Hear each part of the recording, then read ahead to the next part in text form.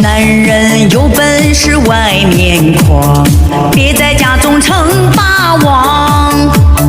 大事儿小事儿好好讲，别用拳头去商量。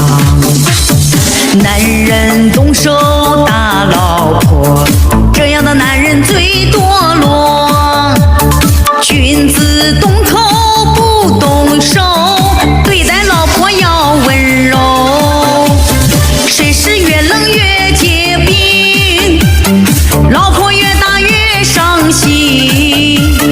有句话他说得好，家和才能万事兴。个别男人别自